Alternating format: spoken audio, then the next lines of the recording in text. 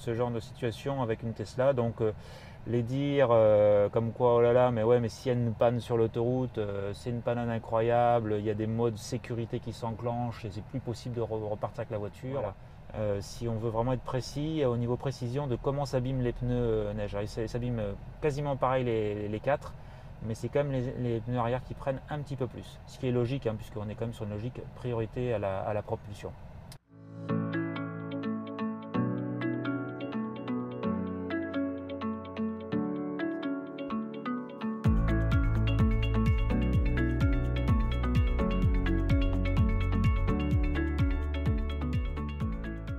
Salut, c'est Yannick, la chaîne Tesla Savoie. Eh bien, il fallait que ça arrive un jour, comme ça c'est arrivé en moins d'un an sur la Tesla 3. Donc, crevisons sur l'autoroute. Voilà, en allant au boulot, donc juste un petit peu avant d'arriver à l'aéroport de Lyon-Saint-Exupéry. Coup de bol, il y avait une borne d'arrêt d'urgence juste au moment, en fait, le temps que je me range sur le bord de la route. Eh bien, il y avait une borne d'arrêt d'urgence, donc j'ai pu me blottir, protégé du trafic, puisque c'est un endroit en plus où ça bifurque, là, donc il y a pas mal de monde qui change de voie, c'est pas le meilleur endroit pour se garer sur le bord de la route. Et donc voilà, donc détection par un message d'alerte pression de pneu très basse ici, que vous pouvez voir là, en fait c'est ce qui est arrivé d'entrée de jeu, garez-vous prudemment, pneu crevé. Voilà, et puis effectivement si on passe sur ce mode ici, en fait on voit que il y avait une pression, donc j'ai vu dans la foulée, c'était une pression de 0,5 par rapport aux autres qui sont à 2,9, 3. Avec la chaleur sur la route, l'échauffement sur la route, on est plutôt à 3. On a un petit peu plus, pression légèrement plus forte. Et donc celui-là est à 0,5. Bon, je vous ai pas filmé tout pendant qu'il y avait tout à faire. En plus, j'allais au boulot, donc il a fallu que je traite également avec mon boulot pour me faire remplacer, vu qu'évidemment, n'ayant pas de roue de rechange, sur la Tesla, tout se complique très rapidement et on ne peut pas comme ça sous une heure se retrouver avec une voiture opérationnelle. Bref, donc j'avais autre chose à traiter que de filmer, mais je vous le raconte assez rapidement quand même. Donc il y a un message comme ça, l'intervention de Area, ben, super, excellent au passage, voilà, félicitations. Donc il y a des gens qui patrouillent en fait, qui voient tout de suite en fait s'il y a une voiture qui est sur les bandes d'arrêt d'urgence, donc il est arrivé très rapidement. À peine le temps que j'appelle la Massif et après, alors j'ai essayé, tiens, parlons-en aussi quand même, j'ai essayé le bouton SOS là, qui est en haut, qui est au plafonnier là, avec le bouton de warning. Donc le bouton SOS, je me dis tiens, est-ce que ça peut marcher dans ce cas-là? Ben non, ça marche pas en fait, il gère uniquement des vrais SOS d'urgence type on se fait agresser ou on voit un accident avec des blessés ou des morts, enfin bref, des situations vraiment vraiment d'urgence où ça va transférer après avec les pompiers, la police, mais ça va pas marcher dans le cas de lancer en fait les services d'intervention sur l'autoroute, hein, type intervention dépanneur sur Area. Tant qu'il n'y a pas de risque réel de blessure, ils n'interviennent pas. Voilà, donc déjà ça, j'ai appris ça, je ne savais pas à quel point en fait on pouvait utiliser ce service dans un cas uniquement de panne. Bon, donc en l'occurrence, c'est pas possible. Donc après, le service Area, lui, il arrive avec la dépanneuse. Et alors là, c'est là que ça peut se compliquer. Alors ce qui était super, c'est que le premier intervenant d'Area, lui, il était passionné de Tesla. Il en savait plus que moi en fait sur les configurations pour mettre la Tesla sur un plateau. Donc moi, vous voyez, c'était l'arrière gauche qui était à plat. Alors la bombe, laisse tomber quoi. Hein, essayer de regonfler le pneu avec une bombe, ça marche pas. Et puis c'est ce qu'il me disait. En fait, c'est nul hein, ces bombes là pour essayer de regonfler le pneu. C'est ce que me disaient les gars de l'intervention là. Donc ça a pas suffi. Donc j'ai pas pu repartir comme ça. Et donc il a fallu monter la voiture sur le plateau. Alors en fait, ici vous cliquez là sur la petite voiture. Vous allez dans entretien. Vous allez dans remorquage et voilà, ici vous allez vous retrouver avec ça. Et pour être en mode transport, donc il faut que tu aies le remorquage. Alors ça évidemment c'est pas possible, cette partie là ici c'est pas possible parce que la roue arrière gauche elle était à plat, donc déjà il faut pas faire quoi.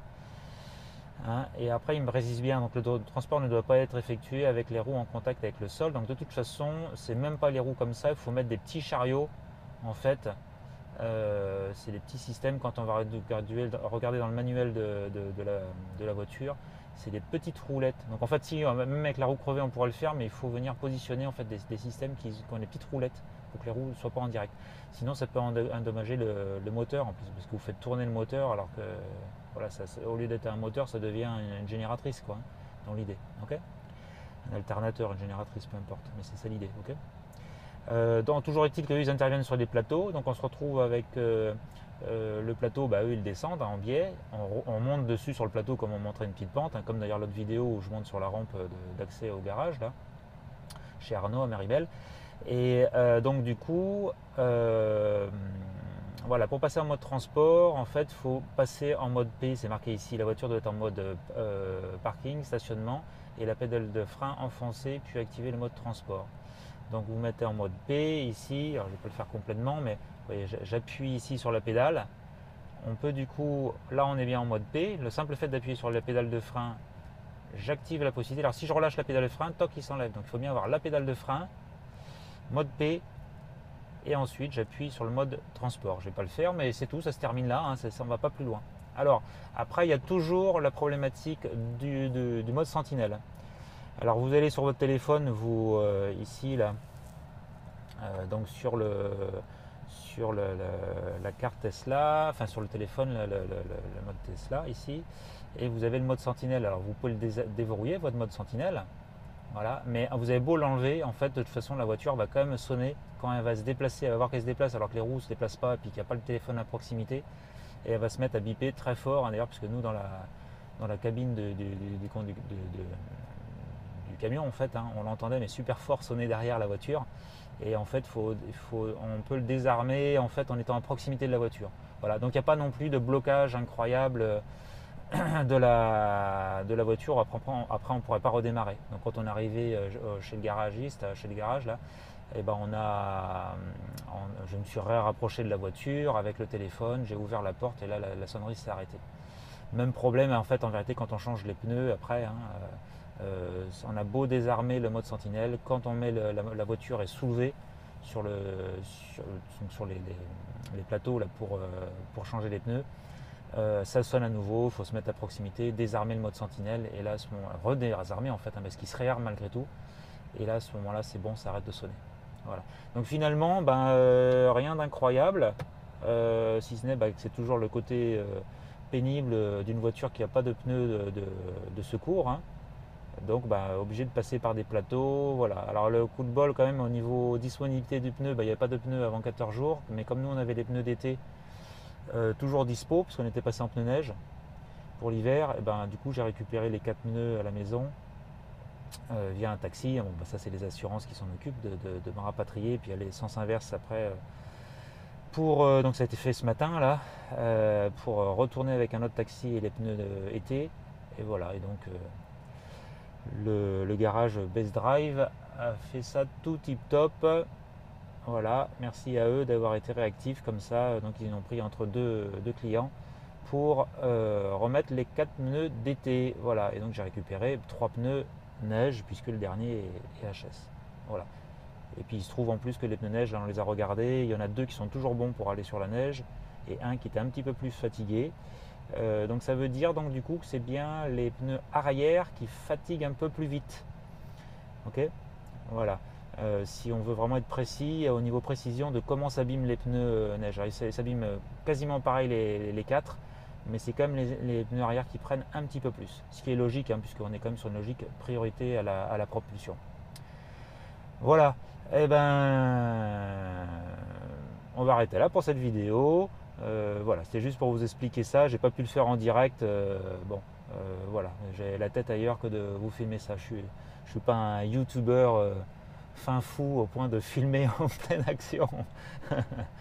Mais voilà, donc ça vous permet quand même de savoir que c'est pas le bout du monde. C'est bien connu en fait du personnel REA. Ils savent gérer ce genre de situation avec une Tesla. Donc les dire comme quoi oh là là, mais ouais, mais s'il y a une panne sur l'autoroute, c'est une panne incroyable, il y a des modes sécurité qui s'enclenchent et c'est plus possible de repartir avec la voiture.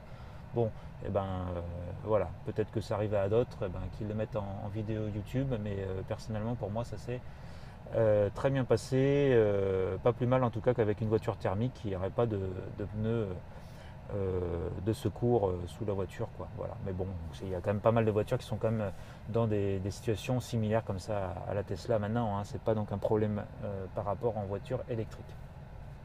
Voilà, bonne journée à vous. Et puis, eh ben, moi, je retourne à la maison avant de repartir au boulot ce soir.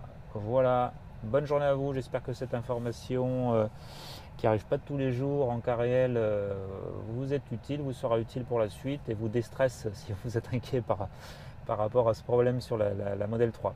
Allez, bonne route à vous en espérant que vous ne creverez pas aujourd'hui malgré tout. Voilà, ciao ciao.